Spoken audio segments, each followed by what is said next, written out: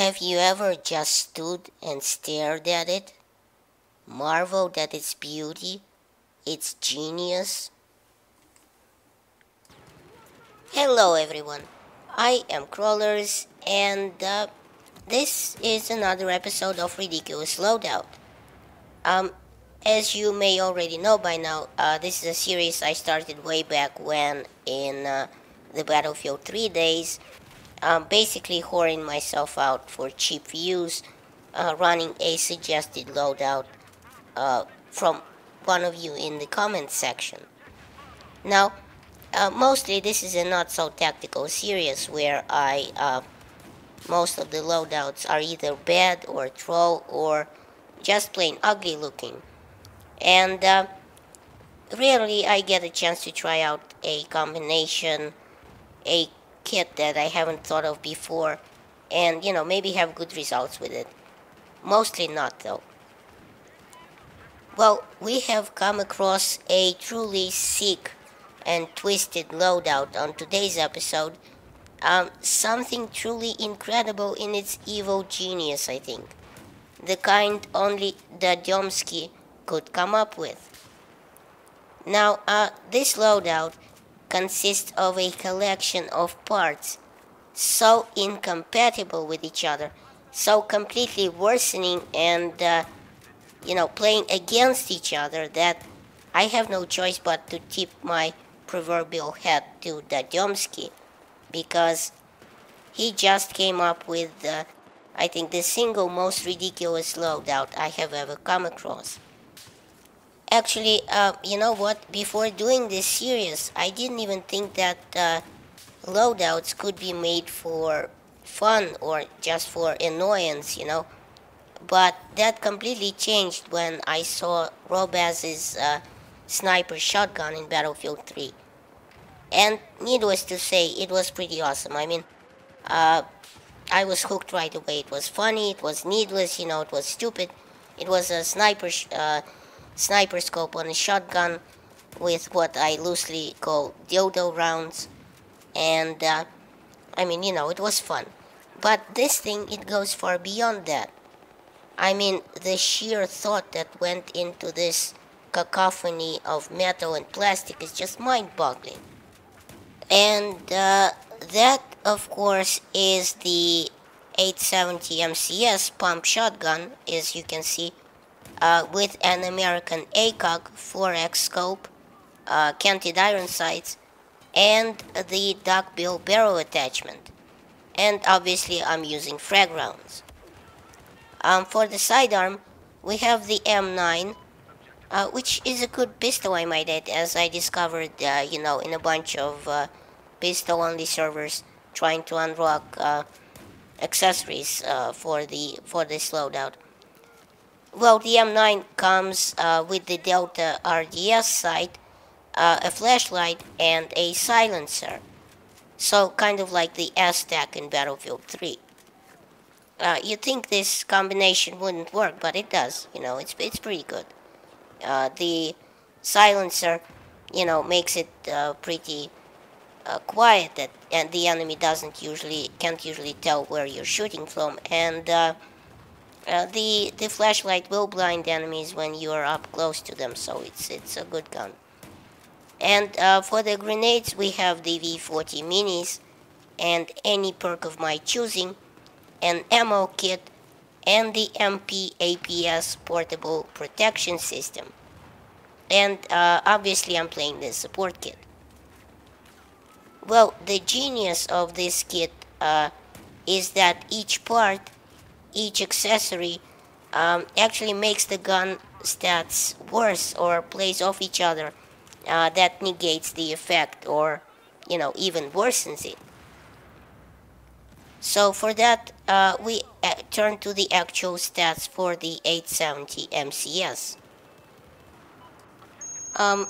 As you can see, I don't have complete stats for the 870 MCS shotgun yet, as Simthic hasn't published them yet, and they take their data directly from the game files.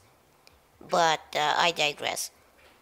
This is obviously a pump action shotgun, and thus available for all classes in Battlefield 4. The shotgun holds 8 shells at a time. It fires them at a respectable, for a shotgun, 109 rounds per minute, and 300 meters a second muzzle velocity. The frag rounds do a maximum damage of 37.5 at 8 meters, which drops off to 10 at 40 meters. And being small explosives, they do a tiny bit of splash damage, namely 25, in a 2.5 meter radius. Which, by the way, the splash damage is the only property that saves this loadout from being a total anal clusterfuck. Just be careful, not to fire at anything point blank, as you will definitely blow your own nuts off.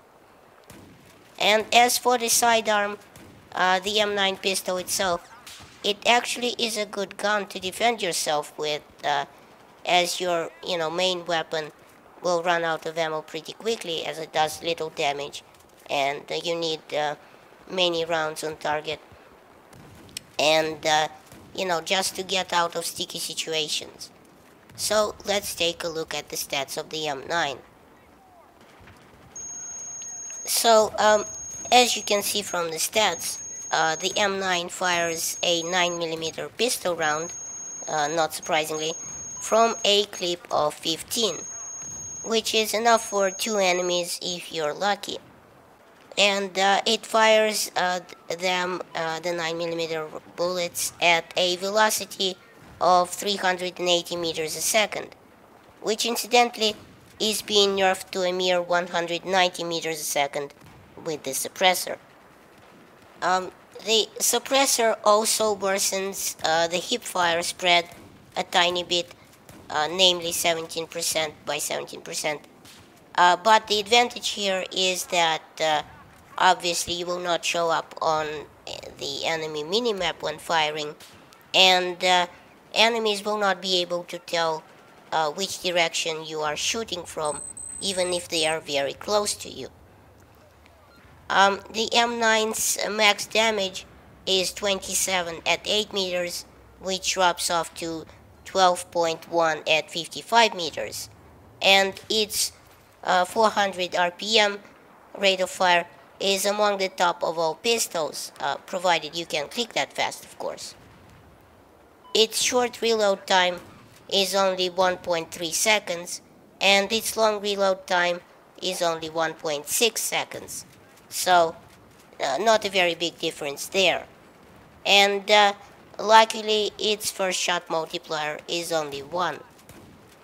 Now, this kit being a bit of a pain in the ass to use, at first at least, as I sort of played around with it a little to kind of come up with a playstyle that fits it better, I noticed a few things, a few strategies that, worked. First of all, this being a sabot type round type ammunition, you have to remember that it will only hit where you aim it and not spread in a cone like buckshot. Now, I'm not exactly sure what the duck build does and how it influences the frag rounds, but being that it's not recommended for sabot rounds, I'm sure it does nothing good. And I'm guessing here that it worsens the hipfire accuracy somewhat. Also, as I said before, because there is no spread for the frag round, and because of the splash damage radius, and frankly because of the 4x ACOG scope too, this kit is best used at medium range. Admittedly, as I got a little more accustomed to it, I did rush a few times, a few enemies, and got some point blank one-shot kills, but mostly this thing is best used at range. Which brings me to my next point, the exaggerated bullet drop. Now, this thing drops like a stone at 15 meters per second. So, I was trying to compensate for this, but it wasn't always happening, as the kick of the shotgun was just a mess. Especially, viewed through the 4x scope. And surprisingly, the small splash damage of the frag rounds are one of the most useful properties of this throw gun. I'm going to call it a throw gun instead of a shotgun, obviously. I think with the splash damage, you can reach out and kill someone in 2 or 3 shots, hiding behind a box or a trailer. And forget trying to hit someone straight on, The best strategy here is to aim and fire at the surface directly behind the target or the ground right below their feet. And stay away as far away from them as you can while doing it. You'll piss a lot of people off, but you'll have fun in the process. Other than that, the ammo box helped quite a bit, as the shotgun eats rounds like pretty much like bread. So, and the active protection system came in handy at least once, I think. It saved me. So this was a fun loadout, and frankly I had a blast with it, pun intended. More so than I thought I would, in fact. So thanks for watching. Please rate and share, as it helps my channel grow. Check out my other videos at the end of this one. And remember, in Soviet Russia, YouTube subscribes you.